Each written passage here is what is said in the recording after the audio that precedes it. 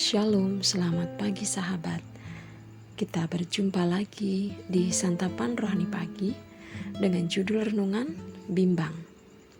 Sahabat, ketika sedang mengalami kesulitan ekonomi atau kebutuhan hidup, seringkali muncul pertanyaan dalam hati.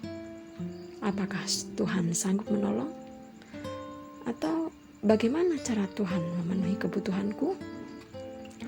Sahabat, bagaimana cara Tuhan menolong dan memenuhi kebutuhan kita adalah urusan Tuhan sendiri. Sedangkan bagian kita adalah mempercayai Tuhan dan janji firman-Nya. Jangan sekali-kali kita terpaku pada situasi dan kondisi alamiah yang terlihat secara mata jasmani atau kita terpengaruh omongan orang lain. Jika kita tenggelam pada masalah yang ada dan lebih menyondongkan telinga kepada omongan orang lain, maka sesuatu yang buruk dan jelek itulah yang terbayang di benak dan pikiran kita. Perlu kita ingat bahwa Tuhan yang kita sembah adalah Tuhan yang tidak pernah berubah. Ia tetap sama dahulu, sekarang, dan selamanya. Hanya Tuhan dan firman-Nya saja yang tak pernah berubah. Ini ditegaskan dalam Matius 24 ayat 35. Langit dan bumi akan berlalu, tetapi perkataanku tidak akan berlalu. Karena Tuhan yang mengatakan hal ini, maka kita harus percaya sepenuhnya kepada Tuhan dan memegang teguh janji firman-Nya.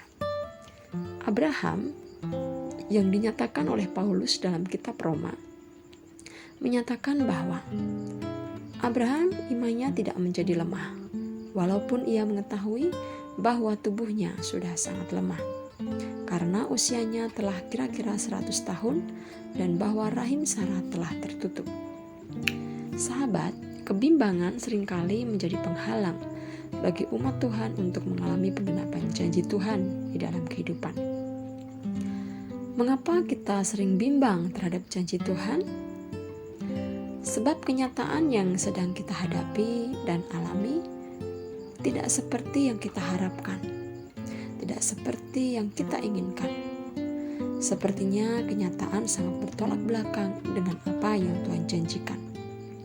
Dan sebagai akibatnya, yang menjadi fokus dan perhatian kita adalah kenyataan-kenyataan yang ada, bukan mengarahkan mata iman kepada janji Tuhan. Inilah yang dihadapi oleh Abraham. Tuhan berjanji kepadanya, "Coba lihat ke langit, hitunglah bintang-bintang, jika engkau dapat menghitungnya." Maka firman-Nya kepadanya, "Demikianlah banyaknya nanti keturunanmu." Tuhan menjanjikan keturunan Abraham seperti bintang-bintang di langit banyaknya. Namun inilah kenyataannya. Tubuhnya sudah sangat lemah karena usianya telah kira-kira 100 tahun. Dan bahwa rahim Sarah telah tertutup.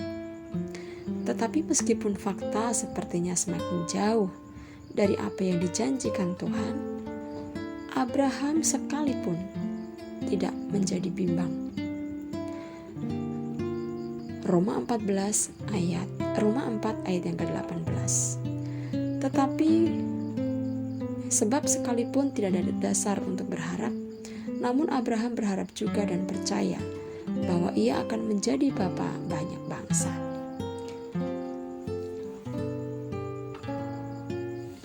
Di sini Abraham tetap teguh memegang janji Tuhan, sehingga iman Abraham tidak menjadi lemah atau goyah. Dan pada akhirnya ia menerima penggenapan janji Tuhan itu. Sahabat, kalau mungkin saat ini kita sedang bimbang, kita sedang menantikan pertolongan Tuhan, kita meragukan janji-janji Tuhan. Tapi melalui firman Tuhan pagi ini, kita diingatkan kembali bahwa janji Tuhan adalah iya dan amin. Pertolongan Tuhan pasti dalam hidup kita, asalkan kita tetap menaruh iman dan percaya kepadanya. Ingat sahabat, belajar dan meneladani dari kehidupan Abraham.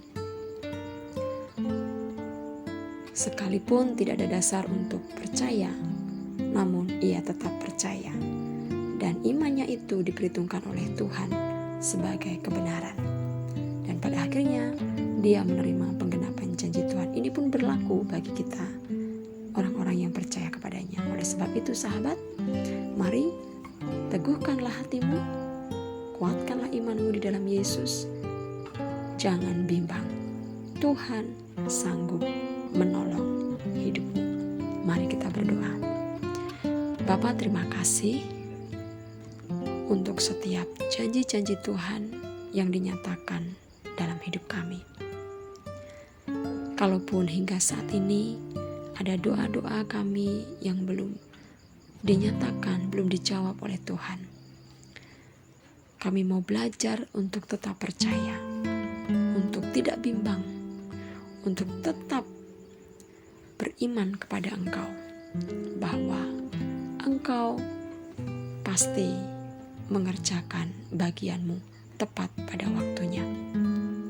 Roh Kudus, tolong kami untuk kami dapat tetap bertahan di dalam segala pergumulan hidup kami.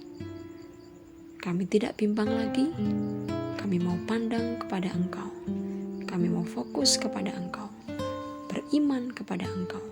Kami percaya bahwa Tuhan yang kami sembah adalah Tuhan yang luar biasa, Tuhan yang sanggup melakukan perkara yang besar di dalam kehidupan kami.